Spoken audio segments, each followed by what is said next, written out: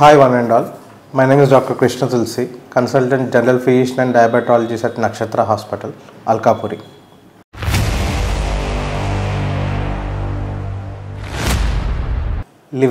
Liver అనేది మన బాడీలో ఉండే అత్యంత పెద్ద ఆర్గాన్. 1400 to 1800 మిల్లీగ్రామ్స్ దాని వెయిట్ ఉంటుందండి.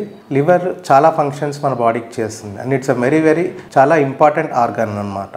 ఏం చేస్తుంది లివర్? మనం తీసుకున్న ఫుడ్ని అంతా కూడా లివర్లో స్టోర్ చేసుకొని ఇంటర్మీడియట్ మెటబాలిజం చేస్తూ ఉంటుంది. దీనివల్ల ఎప్పుడన్నా మనము తినకున్నా లేదంటే స్టార్వింగ్లో ఉన్న డైట్లో ఉన్న మన బాడీకి కావాల్సిన సోర్స్ అంతా కూడా లివర్ ఇస్తుంది.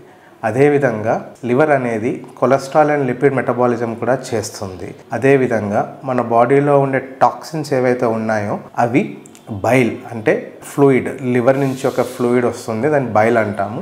ఆ బైల్లో మన బాడీలో ఉండే మలినాన్ని మొత్తం బయటికి పంపించడానికి ట్రై చేస్తుంది. అదేవిధంగా మనకి ఎంతో ముఖ్యంగా ఉపయోగపడే ప్లాస్మా ప్రోటీన్స్ అంటాము, లైక్ ఆల్బుమిన్, క్లాటింగ్ ఫ్యాక్టర్స్, ఇలాంటివన్నీ కూడా లివర్లో మ్యానుఫ్యాక్చర్ అవుతాయి. సో లివర్ అనేది ఒక మనిషికి చాలా ఇంపార్టెంట్ ఆర్గాన్. దాని ఫంక్షన్స్ వల్ల మనము మెనీ డిసీజెస్ అండ్ మెనీ ప్రాబ్లమ్స్ని అవాయిడ్ చేసుకోగలుగుతాము.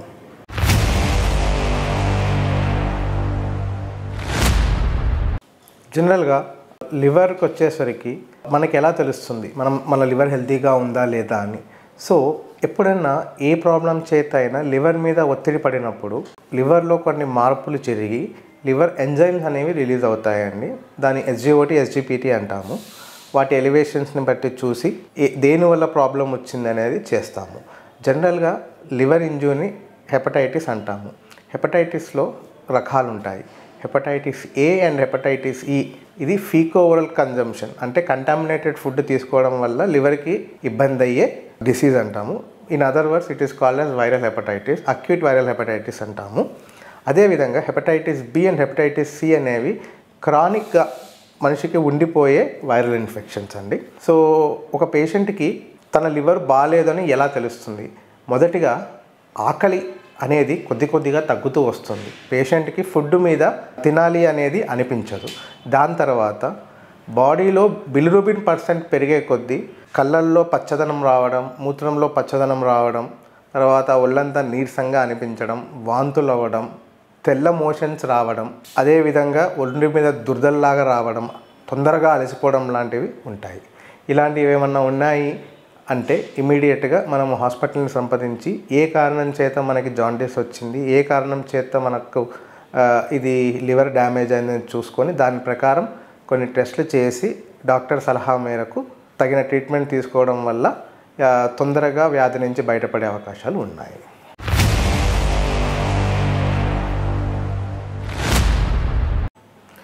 చాలామందికి ఎప్పుడు ఒక డౌట్ ఉంటుందండి, పచ్చకామెర్లు అంటారు, తెల్లకామెర్లు అంటారు. పచ్చకామెర్లు అంటే ఏంటి, తెల్లకామెర్లు అంటే ఏంటి?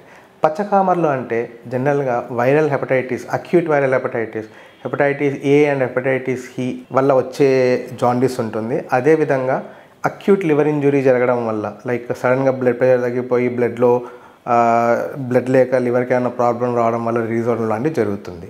దీన్ని మనం అక్యూట్ వైరల్ హెపటైటిస్ అంటాము. అదేవిధంగా మన తెలుగులో చెప్పాలంటే పచ్చపసికలు అంటాం కదండి, అలా ఉంటుంది. హెపటైటిస్ ఏ అండ్ ఈ ఫీకో ఓరల్ కంటామినేషన్ ద్వారా వస్తుందండి. అంటే బయట ఎక్కడన్నా అడల్టరేటెడ్ ఫుడ్ తిన్నా లేదా హెపటైటిస్ ఏ అండ్ ఈ ఉన్న వ్యక్తి తాకినవి మనం తీసుకోవడం వల్ల మనకి జనరల్గా వచ్చే ఇన్ఫెక్షన్ అండి. అండ్ దాన్ని ట్రీట్ చేయడం కూడా ఈజీ అండి. లివర్ని స్ట్రెయిన్ లేకుండా పెట్టి ఎక్కువ గ్లూకోజ్ కంటెంట్ ఇచ్చి అసిడియాక్సికోలిక్ యాసిడ్ అనే ఒక ఇది ఉంటుందండి, అది ఇవ్వడం వల్ల స్ట్రెయిన్ తగ్గి ఇట్ విల్ బి నార్మలైజ్డ్. అదే తెల్ల పసరికలు అంటాం కదా, హెపటైటిస్ బి అండ్ సి, ఇది ఎలా ఇది ఒక మనిషికి ఎలా సోకుతుంది అంటే హెపటైటిస్ బి ఉన్నవారికి వాడిన నీడిల్స్ కానీ వాళ్ళ బ్లడ్ ట్రాన్స్ఫ్యూషన్ కానీ వీళ్ళకి చేయడం వల్ల ఆ వ్యాధి వీళ్ళకి సోకే అవకాశం ఉంటుంది. ఇంకొక ముఖ్యమైన కారణం ఏంటి అంటే multiple sex partners, hepatitis B ఉన్న పార్ట్నర్స్ తోటి సెక్స్లో పాల్గొనడం వల్ల కూడా ఈ డిసీజ్ అనేది వాళ్ళకి సోకుతుంది.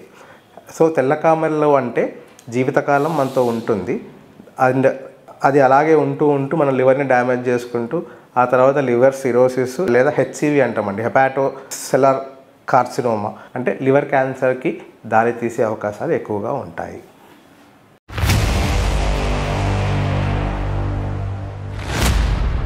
లివర్ ప్రాబ్లంకి జనరల్గా ఉండే కామన్ సిమ్టమ్స్ ఏంటంటే మొదట ఆకలి అనేది సరిగా వేయకపోవడము అండ్ మూత్రం పచ్చగా రావడము, కళ్ళు పచ్చబడ్డము, ఒంటి మీద పచ్చ చారాల్లాగా కనిపించడము, లేదా ఎక్కువ లివర్ స్ట్రెయిన్లో అవ్వడం వల్ల బాడీలో ఉండే కోయాగులేషన్ ఫ్యాక్టర్స్ అవి తగ్గడం వల్ల అక్కడక్కడ రక్తపు చుక్కల్లాగా రావడము, దాన్ని మనం పెటకే అంటామండి. ఆ విధంగా వచ్చే అవకాశాలు ఉంటాయి.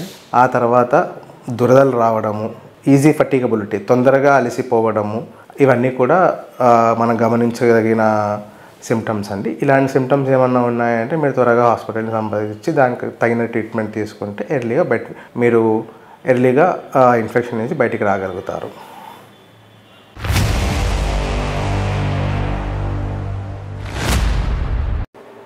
మన లివర్ అనేది పాడవకుండా లేదా దానికి ఎఫెక్ట్ అవ్వకుండా ఉండాలి అంటే మనం ఏం చేయాలి?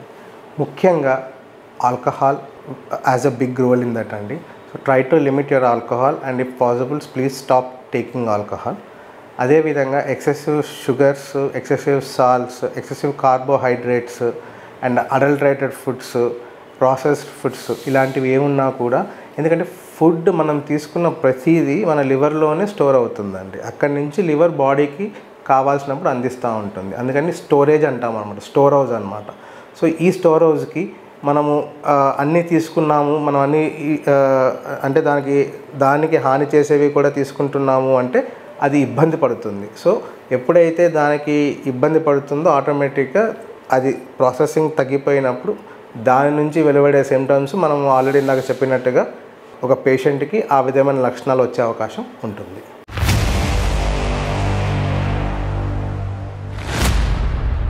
చాలామంది తెలివిగా ఇంట్లో వాళ్ళకి ఏం ప్రాబ్లం లేదనుకొని డిసీజ్ పెద్దగా అయ్యేదాకా వెయిట్ చేస్తారు. సో అలాంటి వాళ్ళ కోసం నేను ఏం చెప్పదలుచుకున్నాను అంటే లివర్ మంచిగా ఉండాలి అంటే ఫస్ట్ మీ ఆల్కహాల్ ఇంటేక్ని తగ్గించేసేయండి, మీ షుగర్స్, సాల్ట్స్ తగ్గించేసేయండి, అండ్ హై ప్రోటీన్ తీసుకోండి, రెడ్ మీట్స్ అవాయిడ్ చేయండి, ఫ్యాటీ మీట్స్ అవాయిడ్ చేయండి, జంక్ ఫుడ్ అవాయిడ్ చేయండి. ఇవి అవాయిడ్ చేయడం వల్ల మీరు లివర్ మీద పడే స్ట్రెయిన్ని తగ్గించడం వల్ల అవుతారు. సో దానివల్ల లివర్ అనేది ఎఫిషియెంట్గా పనిచేస్తుంది. సో ఎక్కువగా వాటర్ తాగడము, ఎక్కువగా ఫ్రూట్స్ తీసుకోవడము, ఎక్కువగా ఆలివ్ ఆయిల్స్, అంటే general groundnut and sunflower కాకుండా ఆలివ్ ఆయిల్స్ వాడడము. ఎందుకంటే all this junks and all will lead to fatty liver అండి. ఒకసారి ఫ్యాటీ లివర్ వచ్చిందనుకోండి, ఫ్యాటీ లివర్లో కూడా స్టేజెస్ ఉంటాయి. It keeps on progressing. చాలామంది ఏమనుకుంటారంటే మందు తాగడం వల్ల లివర్ పాడవుతుంది అనుకుంటారు. ఒకప్పుడు కాన్సెప్ట్ అండి అది. There are 2 more things called as NASH and NAFL now. NAFL అంటే non alcoholic fatty liver disease. ఇది మగవాళ్ళలో ఆడవాళ్ళలో ఎవరికైనా రావచ్చు. అండ్ నాష్ అంటామండి, non alcoholic steatohepatitis, fatty liver అండి. This is also possible to any human being.